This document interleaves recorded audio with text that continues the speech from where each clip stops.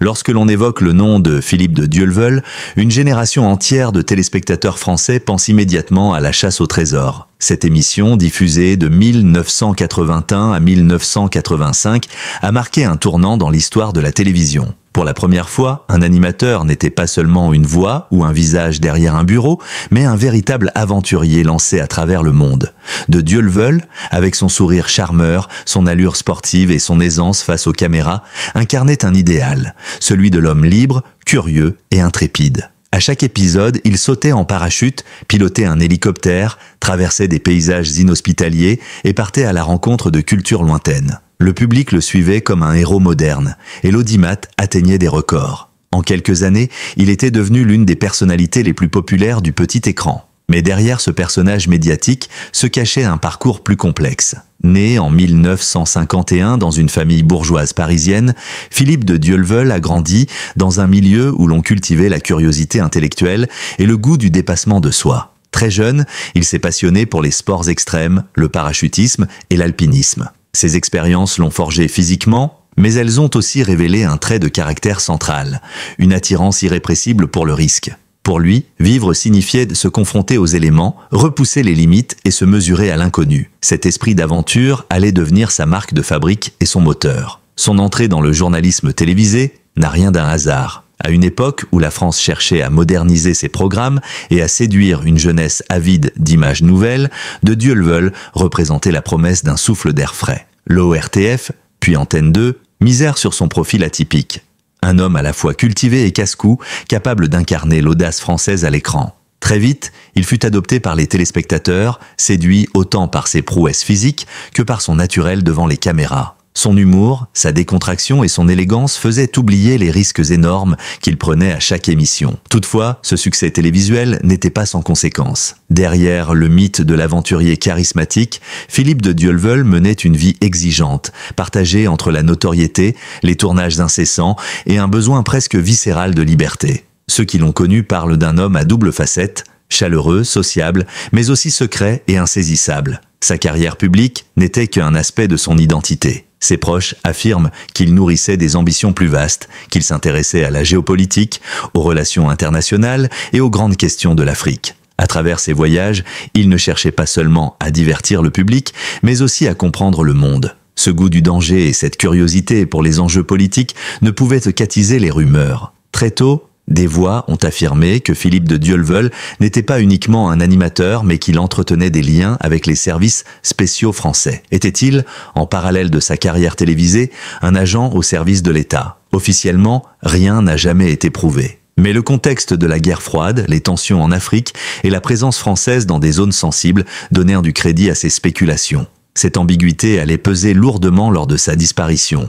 Pour le grand public, Philippe de Dieuleveuille restait avant tout le visage souriant de l'aventure. Pourtant, ceux qui s'intéressèrent de près à sa trajectoire savaient qu'il portait en lui une part d'ombre, un mystère qui dépassait le cadre télévisuel. La disparition de cet homme en 1985 ne pouvait donc qu'avoir un retentissement immense. On ne perdait pas seulement une star de l'audiovisuel, mais aussi une figure nationale, symbole d'une France audacieuse et conquérante, projetée soudain dans une énigme glaçante. Ainsi, pour comprendre ce qui s'est joué sur le fleuve Zaïre, il est essentiel de revenir à cette image fondatrice, celle d'un animateur devenu héros, d'un aventurier devenu mythe, d'un homme dont la vie publique et privée semblaient constamment se mêler. Car la force de la légende de Philippe de Dieuleveuille réside précisément dans cette dualité, entre lumière médiatique et secrets inavoués, entre rêve d'aventure et réalité politique. Sa disparition n'a fait que renforcer cette aura. Plus qu'un homme, il est devenu une énigme vivante dans la mémoire collective française. Le 6 août 1985,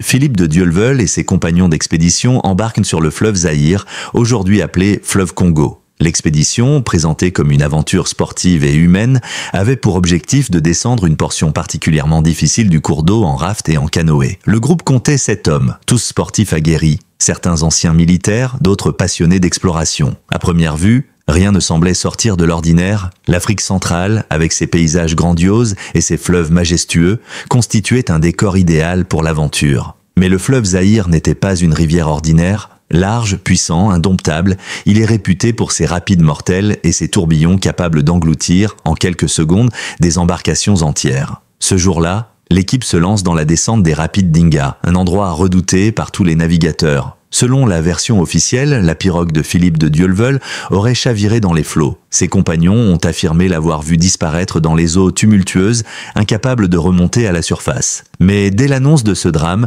de nombreuses incohérences apparaissent. Tout d'abord, le corps du journaliste n'a jamais été retrouvé, malgré les recherches menées immédiatement. Dans un fleuve aussi puissant, il est vrai que la disparition d'un corps peut sembler logique. Pourtant, l'absence totale de traces, pas de vêtements, pas de matériel, pas d'indices, a éveillé la suspicion. Le régime de Mobutu, au pouvoir au Zaïre, s'est rapidement emparé de l'affaire. Les autorités zaïroises ont communiqué très vite sur la version de l'accident, mais elles ont aussi imposé un silence pesant autour des circonstances exactes. Les témoins locaux ont été écartés et la presse internationale, avide d'informations, n'a eu droit qu'à des bribes de récits contradictoires. Certains affirmaient que de Dieuleveux avait pu rejoindre la rive, d'autres qu'il avait été capturé par les forces militaires zaïroises, méfiantes face à la présence d'un groupe d'Européens sur ce territoire sensible. Il faut rappeler que, dans les années 1980, le fleuve Zaïre n'était pas seulement une curiosité géographique. C'était aussi un enjeu stratégique majeur, bordant un pays au centre des rivalités politiques, économiques et militaires du continent africain. Mobutu, qui entretenait des relations complexes avec la France et les États-Unis, voyait d'un œil suspicieux l'arrivée d'étrangers sur son territoire, surtout lorsqu'ils étaient de jeunes, bien entraînés et, pour certains, anciens militaires. Très vite, la disparition de Philippe de Dieuleveux a donc pris une dimension qui dépassait le simple accident sportif.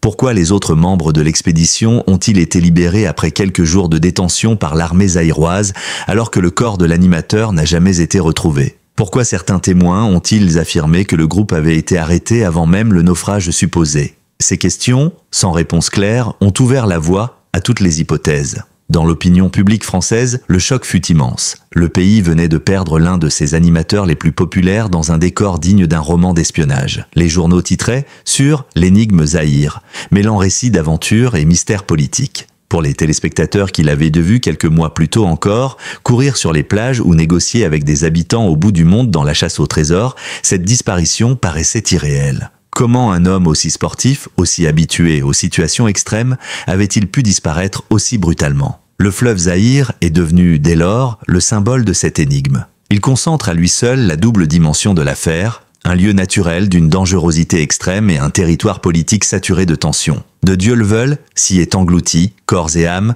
laissant derrière lui une question lancinante.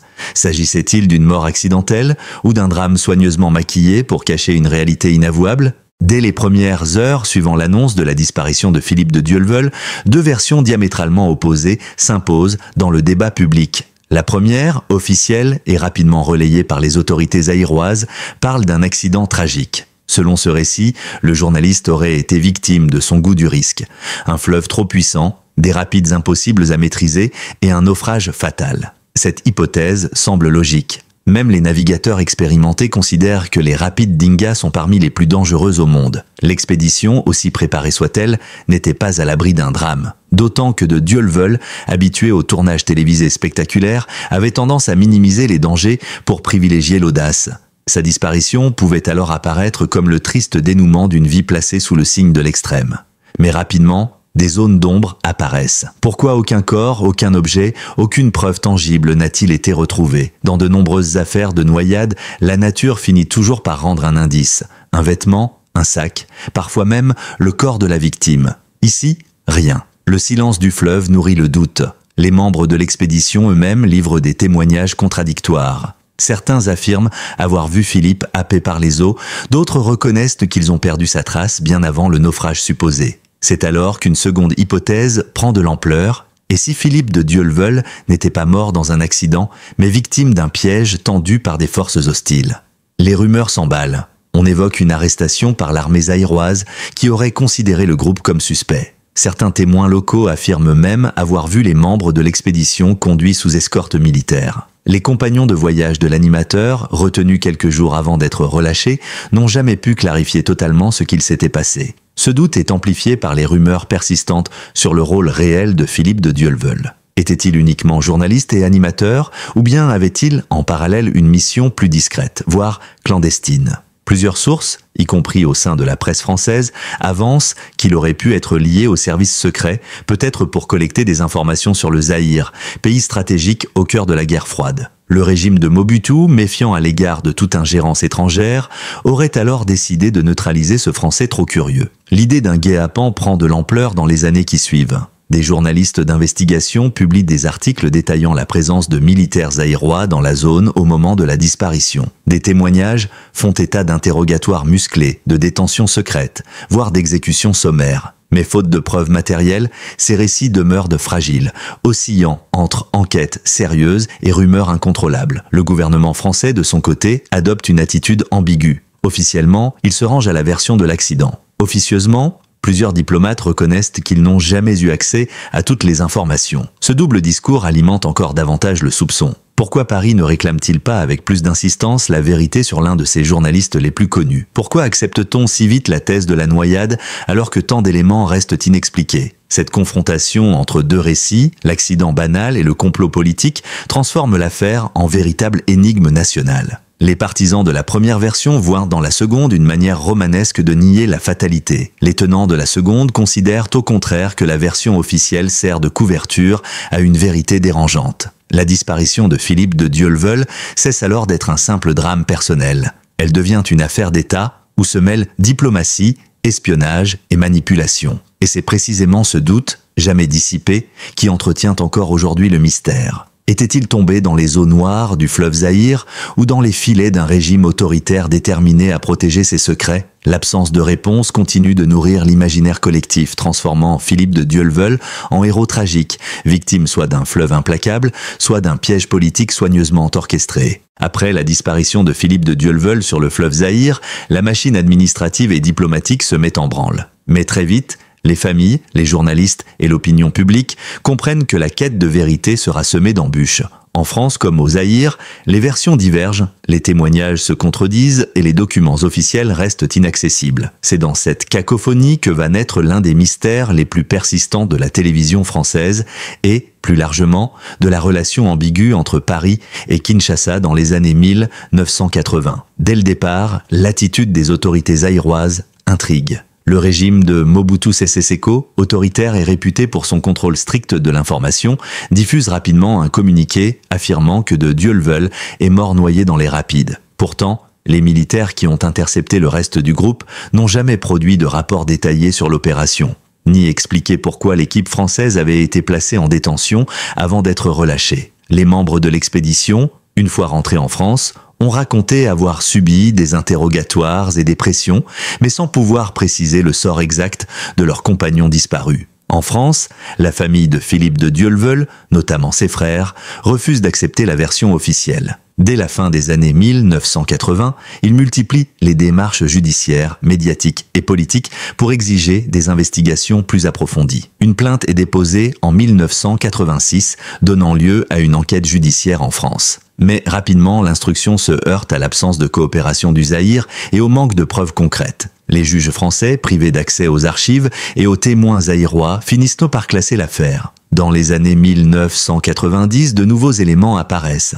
D'anciens militaires zaïrois, réfugiés à l'étranger, témoignent anonymement. Selon eux, de Dieuleveulle aurait bel et bien été arrêté vivant par l'armée zaïroise, suspecté d'espionnage puis exécuté sommairement. Ces révélations relancent le débat, mais elles demeurent invérifiables. Aucune preuve matérielle, aucun document officiel ne vient confirmer ces déclarations. La justice française, saisie à plusieurs reprises, ne peut que constater le vide. Parallèlement, plusieurs journalistes d'investigation publient des ouvrages fouillés. Certains y défendent la thèse de l'accident, s'appuyant sur les témoignages directs de l'expédition. D'autres, au contraire, s'intéressent aux zones d'ombre, aux contradictions diplomatiques et aux liens supposés de Philippe de Dieuleveulle avec les services spéciaux français. Ces livres alimentent la controverse et entretiennent le mystère. À chaque nouvelle publication, l'affaire refait surface dans les médias, rallumant les passions et les interrogations. Le rôle des autorités françaises reste lui aussi sujet à polémique. Pourquoi l'État a-t-il si vite accepté la version de l'accident alors que tant de zones d'ombre subsistaient? Pourquoi n'a-t-il pas exercé davantage de pression sur Kinshasa pour obtenir des réponses claires? Certains avancent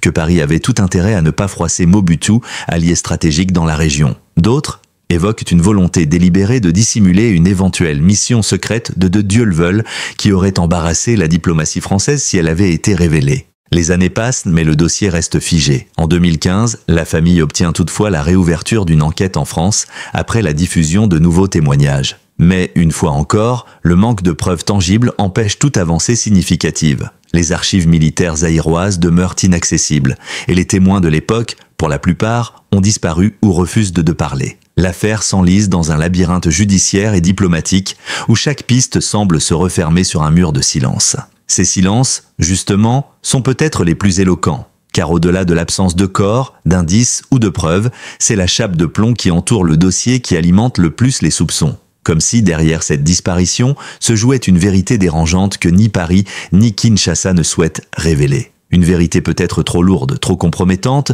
pour être livrée au grand jour. 40 ans après, le mystère reste entier. Les enquêtes officielles ont échoué. Les témoignages se sont effrités. Mais la mémoire collective, elle, continue de questionner. Et ce sont précisément ces zones d'ombre, ces manques, ces contradictions, ces silences, qui ont transformé la disparition de Philippe de Dieuleveux en une énigme nationale au croisement de l'histoire, de la politique et de la légende. 40 ans après les faits, la disparition de Philippe de Dieuleveux continue de hanter la mémoire collective française. Ce qui aurait pu rester un simple drame individuel est devenu un mystère national, un récit où s'entrelacent télévision, politique et histoire coloniale. Car au-delà de l'homme, c'est tout un symbole qui s'est évanoui dans les eaux du fleuve Zaïre, celui d'une France aventureuse, audacieuse, projetant à travers ses figures médiatiques une image de modernité et de conquête. L'absence de vérité définitive a transformé Philippe de Dieuleveux en légende. Pour une génération de téléspectateurs, il reste l'animateur souriant de la chasse au trésor, ce héros moderne qui défiait le ciel et la terre pour le plaisir du public. Pour d'autres,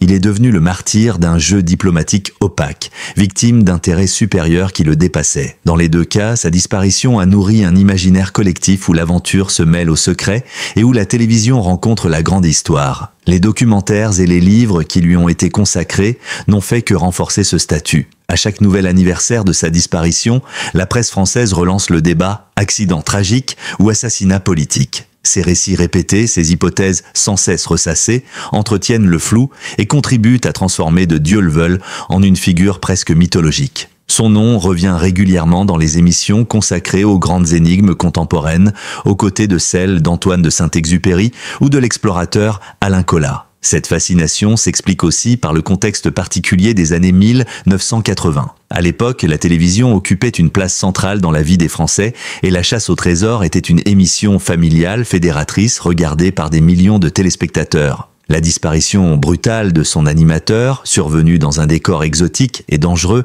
a marqué les esprits d'autant plus fortement. Elle a symbolisé la fragilité de ces héros modernes. En un instant, la star adulée s'est transformée en fantôme. Sur un plan plus politique, l'affaire a également révélé les ambiguïtés des relations franco-africaines. Le silence des autorités françaises, les zones d'ombre entretenues par le régime de Mobutu, tout cela a nourri un sentiment de méfiance et d'injustice. Beaucoup ont vu dans le destin de Dieuleveux l'illustration d'une époque où les vérités d'État primaient sur le droit des familles et sur la transparence démocratique. Son histoire est ainsi devenue une métaphore des non-dits de la France-Afrique, de ces réseaux d'influence où les vies individuelles pouvaient se perdre dans la raison d'État. Mais il serait réducteur de limiter l'héritage de Philippe de Dieuleveux à une affaire politique ou judiciaire. Il reste aussi, et surtout, une figure d'inspiration. Pour de nombreux aventuriers, journalistes et explorateurs, il incarne l'audace, la curiosité et la soif de découverte. Son parcours rappelle que le journalisme n'est pas seulement un métier d'analyse et de mots, mais aussi une aventure physique et humaine. Même si sa disparition reste entourée de mystères, son héritage se perpétue à travers ceux qui, aujourd'hui encore, risquent leur vie pour témoigner du monde. Il y a la dimension intime, celle qui touche sa famille, ses proches et ses admirateurs. Pour eux, l'absence de corps, l'absence de vérité définitive, équivaut à une blessure jamais refermée. Chaque hypothèse, chaque rumeur, chaque livre ravive l'espoir ou la douleur. Cette incertitude éternelle fait partie du mythe. Philippe de Dieuleveux est mort peut-être, mais il n'a jamais vraiment disparu. Il demeure présent comme une silhouette insaisissable flottant entre la réalité et la légende. L'héritage de Philippe de Dieuleveux ne réside pas seulement dans sa carrière télévisuelle ou dans les circonstances obscures de sa disparition. Il tient surtout à ce qu'il représente, la rencontre entre le rêve et le danger, entre la gloire médiatique et les secrets d'État, entre l'homme et le mythe. Et c'est précisément parce que le mystère n'a jamais été résolu qu'il continue de nous fasciner. Comme si, au-delà de l'homme, c'était l'énigme elle-même qui survivait, se perpétuant de génération en génération, portée par ce fleuve tumultueux qui a englouti, plus qu'un corps, une part du roman national français.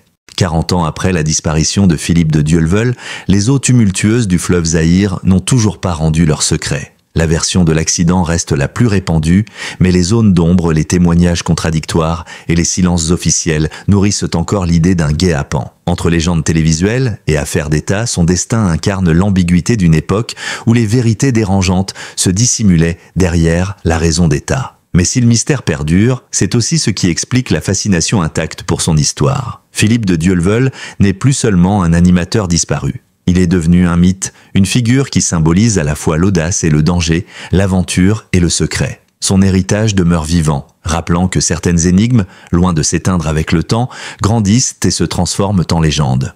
Merci d'avoir suivi cette vidéo jusqu'au bout et d'avoir plongé avec nous dans le mystère entourant la disparition de Philippe de Dieuleveux. Votre soutien est précieux et c'est grâce à vous que nous pouvons continuer à analyser, décrypter et partager ces histoires qui marquent la mémoire collective. N'hésitez pas à vous abonner à notre chaîne pour ne rien manquer de nos prochaines enquêtes et de nos récits exclusifs.